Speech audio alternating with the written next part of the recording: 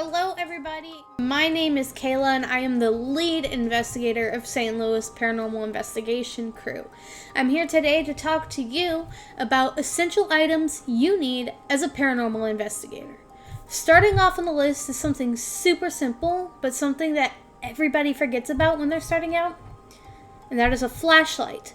Now, the reason people tend to forget about a flashlight up until probably the last moment is because beginner investigators are fixated more on getting paranormal equipment that's going to help them with their investigation, and they forget about the small things.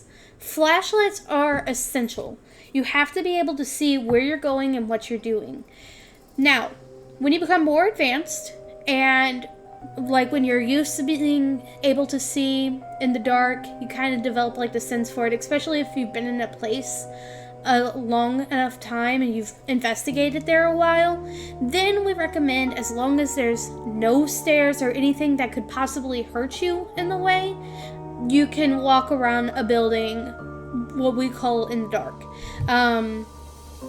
And the reason we do that instead of using our flashlights is it helps you tune in with your ears more so you can hear specific sounds and stuff happening.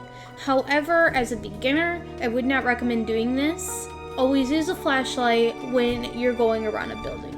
Now, the next item, another super simple thing that everybody forgets about: a notebook and a pen. I'll even admit that I sometimes forget to pack this stuff. But why is it so important? Well, let me tell you. You need a notebook and a pen to document paranormal experiences. Because if you can document, hey, I heard a tap at 10:32 p.m. and maybe you have stuff recording that's time-stamped, you can go back to 10:32 and see if you can hear that tap. It helps collect data a lot more efficiently when you are taking actual notes of what's going on. And a notebook and a pen is so inexpensive. So what's next? A smartphone. That's what's next. Now, why is a smartphone important? Well, there's a few reasons why it's important. One, and maybe not for the exact reasons you think. So, one reason is somebody has to be able to call out in case of an emergency. When you're in abandoned buildings, it is a risk. Always remember that. Some of these buildings are not safe. Some of them are dilapidated. And you're going in and you're risking yourself. Even when we do investigations, everybody signs a waiver because we are not liable if you get hurt. And so smartphone is exactly for what it's intended for, if you need to call an emergency service to help somebody. Another reason you want a smartphone is for actual paranormal stuff.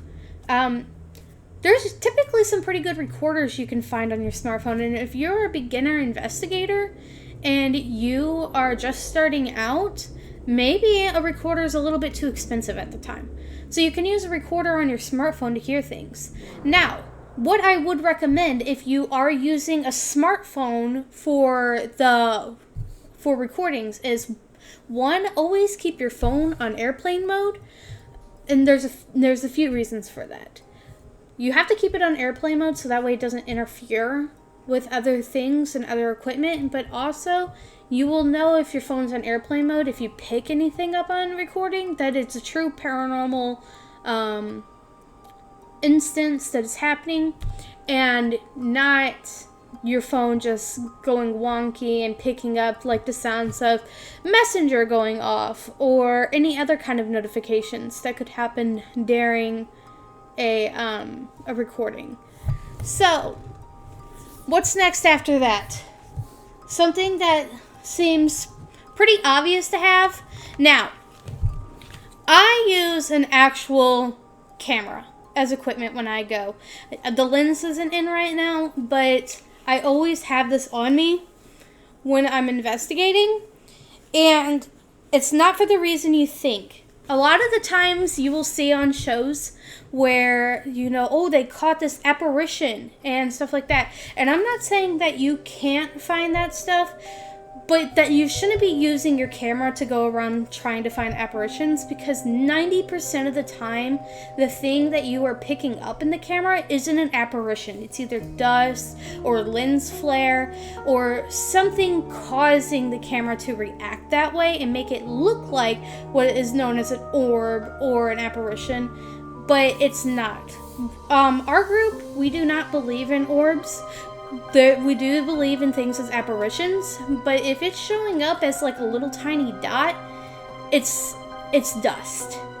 And if we are very picky about what kind of apparitions we choose as well. If it doesn't look human, then it's not an apparition. It's something going on with the camera. You move on. So getting that out of the way, why do we actually bring a camera then?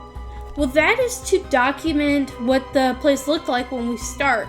So at the beginning of each night of an investigation, we will go into a building, we will learn the history about the building, and as we're learning the history, we will take pictures of each and every room from every single angle we possibly can think of.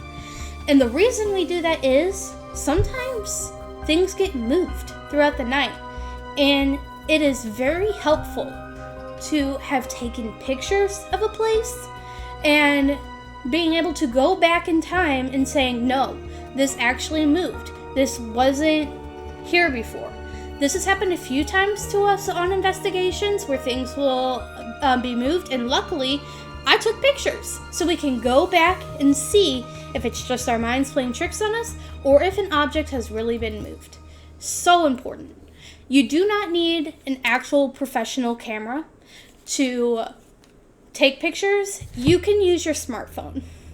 Just make sure that when you're taking photos, if it's dark, you have the flash on. So, what's next? This one is for if you're a little bit more experienced, but it's good to have on as well. And that is radios. So why are radios important to have? We have about 5 people in our crew. We're a small crew, but an efficient crew. But the thing is, when you have, and especially if you're doing tours and stuff with people, you want to be able to communicate without having to run all the way across the building. You know, we've investigated in hospitals, insane asylums. We've investigated in things that were mansions back in the 1800s. So it's essential to be able to communicate with somebody quickly. Because if you're hearing something paranormal happening and you want to rule out any other noises, especially to document, then you have to be able to reach your other crew. Because if you say you're in the basement and somebody's walking above you and you hear footsteps and you don't know anybody's walking above you, well, you can radio, hey, is somebody walking up in this room? And they'll either be like, yeah, that was me. And you can rule it out and document that that was somebody walking. Or they'll be like, no, nobody's up there right now. And then you can document, no, that seems paranormal, and see if you can hear that on camera or on your recording. So that's why walkie-talkies are important. It's very, very efficient to have for communication. So next is something that everybody knows about. Those are your recordings, your audio recordings. So you do not have to go too fancy on recordings. This one is a little bit fancier, but let me show you the one that we first started out with. This was our very first recorder that we got, and we still use it. It's still a good recorder, but you know what? This recorder cost us, I think, $20 when we bought it. This one was $50. So, and this is like, you can tell like there's weight to this. You can play it, you can stop it, and then start it up again. So this one is a really good recorder, and it's got a really good sound to it. But it's, you know, you can just start out with something as simple as a little tiny $20 recorder. It doesn't need to be anything amazing. So, I'm sure everybody knows why we use recorders, but just in case, the reason we use recorders is to collect EVPs, electrical voice phenomena. So, even if you don't think there's anything in a room, you should still go and record and ask questions, because there have been times where we thought nothing was happening in a room. We go back, we listen to the recording, and we can hear full-on sentences. Now that's more rare to hear full-on sentences, but it has happened before, and it's always really interesting to hear. And then you can take those recordings, go back into videos, and see maybe if you missed something. So recordings are important to have.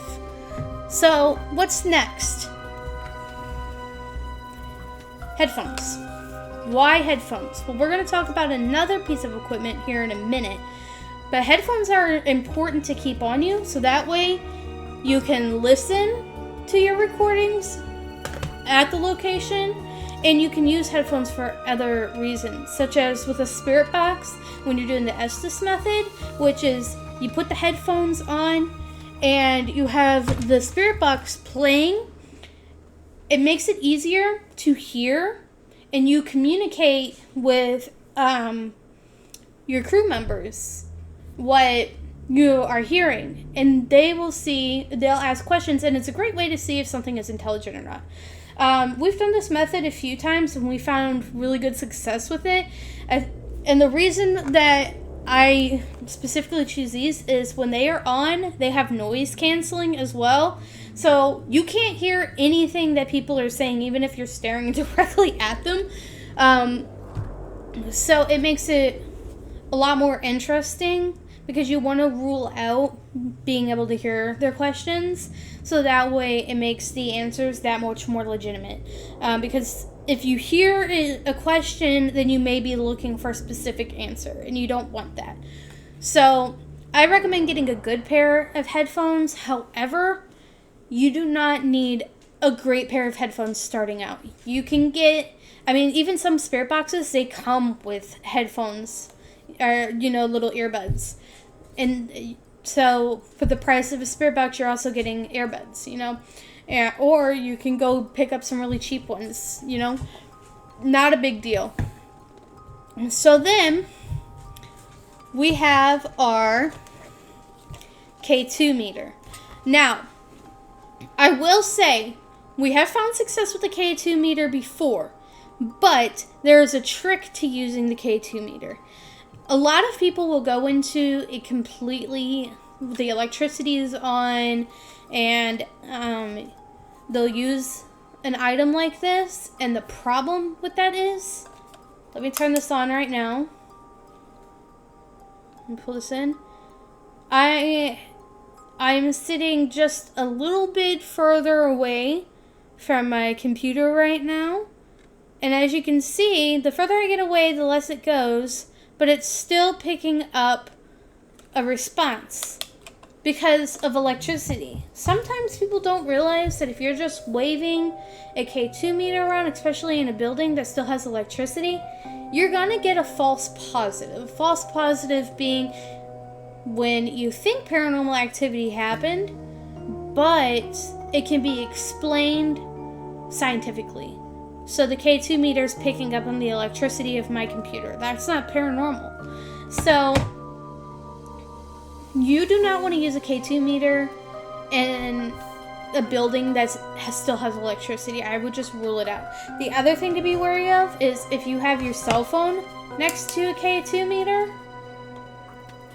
See that? It picks it up. So always make sure that if you are using the K2 meter and you're in a building that doesn't have electricity, your phone is on airplane mode. Because if you do not have your phone on airplane mode, it will pick up your phone.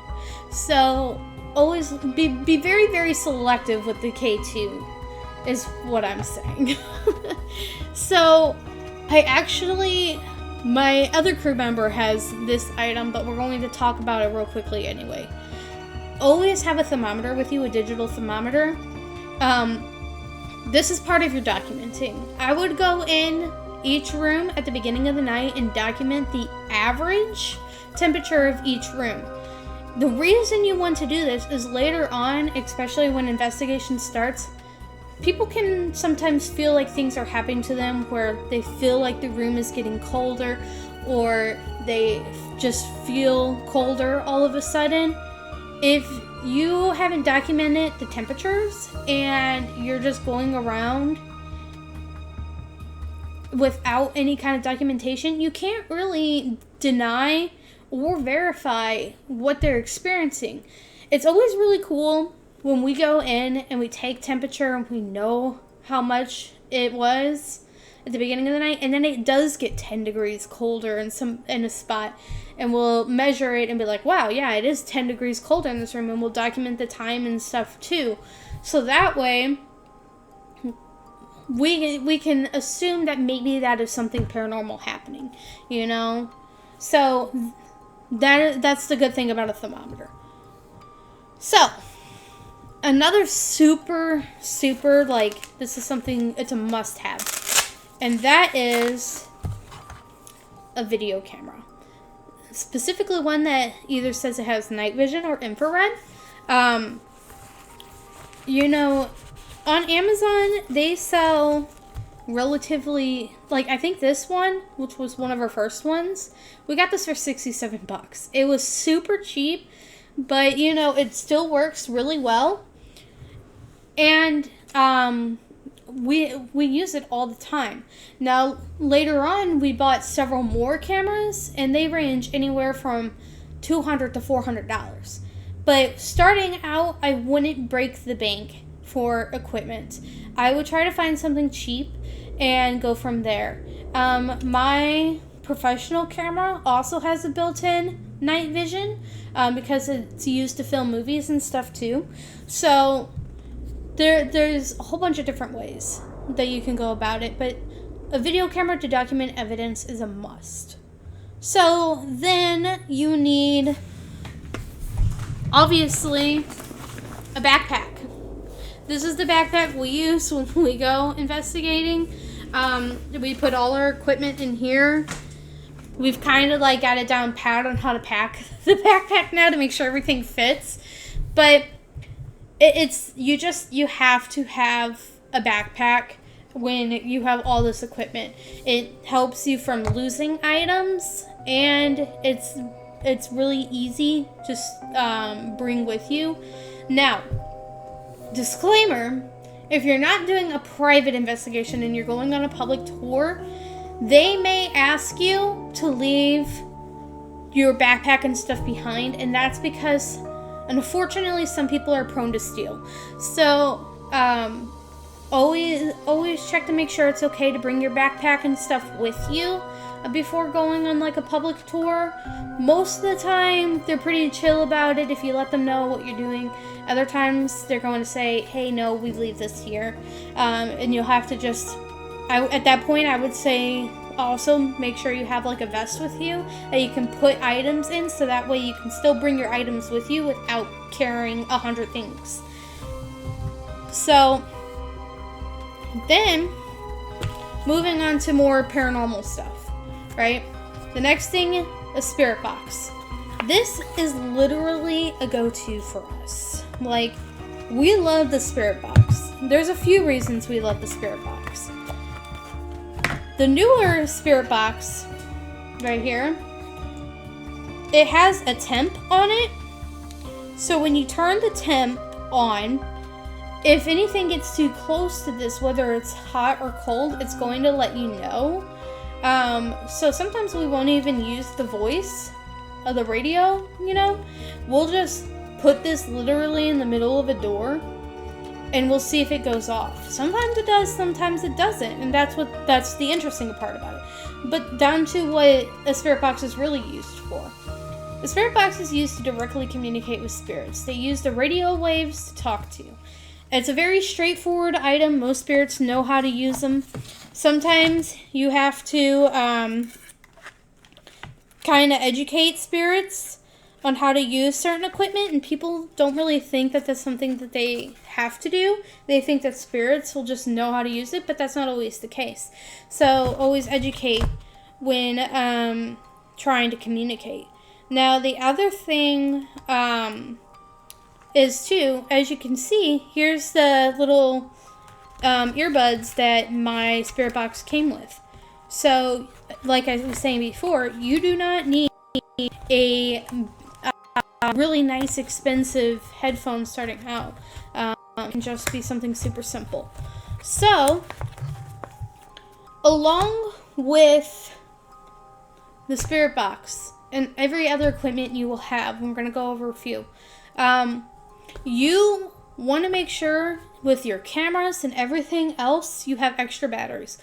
All my cameras have at least 4 batteries because one, infrared and night vision will kill a battery quicker than just using a camera regularly. So you want to have a whole bunch of extras to make it through the night.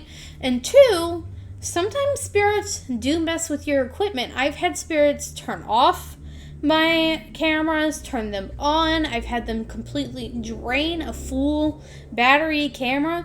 So you want to bring extras with you so that way there's no stopping and going in the middle of an investigation. You have what you need. And that goes for extra batteries for things like the flashlight, things like the K2, everything. Always be prepared when it comes to batteries. So, the last thing we're going to talk about, actually there's 2 more things. The first of the last items we're going to talk about is a cat ball. It's so simple, yet probably one of my favorite things. So how it works, you turn it on, you can see the little button right here, and then you set it down. It stops going after a little bit, after it first turns on. And the way this works is as you touch it, it goes off. Now when you have it set down on a specific surface, the goal is to try to get a spirit to touch the cat ball. Now, obviously in my hands it's going to go off because I'm still touching it, but when it's down on its own, you want to ask a spirit to touch the cat ball. So, we have a lot of evidence of cat balls going off by themselves. It seems especially really fun for like children's spirits. They love them and they use them a lot. But it'll be really interesting to set cat balls down, and we have a lot of them. And we will set them down and put maybe 3 to a room. And there'll be some nights where the cat balls will never go off, not even once. And then there'll be other nights where they go off like crazy in one room or another. It really just depends on the spirits and how they're feeling that day. And, you know, there's a few times we've been able to debunk our cat balls, but for the majority of it, we can't explain why they were going off. We'll even sometimes just go around and like stomp around them and they won't even go off. We'll walk away and then literally as we're walking away, it'll go off as if something's teasing us. It's happened a few times and we're always like, we feel crazy then because we're like, wait, is this, are we debunking this? Or is this something that's actually happening right now? And then we'll spend like a whole bunch of time going back and forth trying to get the ball to go off without touching it to see if it was something we did. Most of the time, we can't get the ball to go off and we can't explain it. And it's very cool. And cat balls are, for like a huge pack of them, like $10. So they are so inexpensive, and every beginner investigator should have it in their toolkit. The last thing I'm going to talk about today is, this is actually a REM pod. I have it turned off right now because if it was on, it'd be really, really loud and obnoxious and annoying. But, we have the little teddy bear ones because the places that we go to a lot are like hospitals and nursing homes and insane asylums. And we've noticed that the spirits in those kinds of places, they like, especially like for children, they like the little teddy bear and they like to play with it. But we recommend also just getting like a regular REM pod to use, because sometimes the teddy bear can be hard to use, and it is simpler just to have a regular REM pad, but it is a fun tool to have. So, Now, we've talked a lot about equipment you should have. I want to also talk to you about equipment you should avoid. So, the first thing we're going to talk about, and I don't have any of this equipment to show you, so we're just going to go through it. But the first thing that we want to clarify is, as a paranormal investigator, you should be trying to investigate things scientifically always. There are people who like to use these as tools, but me and my crew personally are going to tell you to avoid them. So the first one on this list is dowsing rods. The way that's supposed to work is you hold them up straight, and when a ghost is nearby, the dowsing rods will turn to where that ghost is, and you can count that as paranormal activity. Here's the reason we don't like it. It is far, far, far too easy to manipulate that tool. And on top of that, I do not find anything scientific about it. It's just not a tool that I would recommend for any professional investigator to have. If you are just going for fun, then maybe. But I would put... One, I also think they're really expensive too. Like, at least I wouldn't pay that much for it. So I would invest more in getting a good camera and a good recording and get some cat balls than I ever would recommend for you to get a dowsing rod. Following up on that, the next thing that people will have and use for tools that I do not recommend is a Ouija board. And it's for the pretty much the same exact reason as the dowsing rod. They are far too easy to manipulate. Anybody can say that they're not moving it when they actually are, and they're not a scientific tool that you can document. Those things to me fall more onto the spiritual or occult side of paranormal investigating than they actually do the scientific side. Our job is to try and prove the existence of spirits through data. You cannot prove the existence of spirits with data through things like the dowsing rods and the Ouija board. And if people are saying that you can, they're lying. Or maybe they do actually believe that, but then they have been told by somebody who was lying about the equipment. It's not good equipment to have.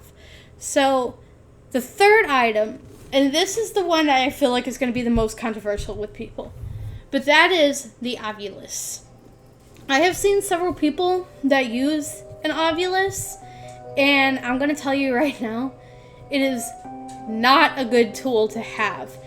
So the way the Ovilus works is it's basically a random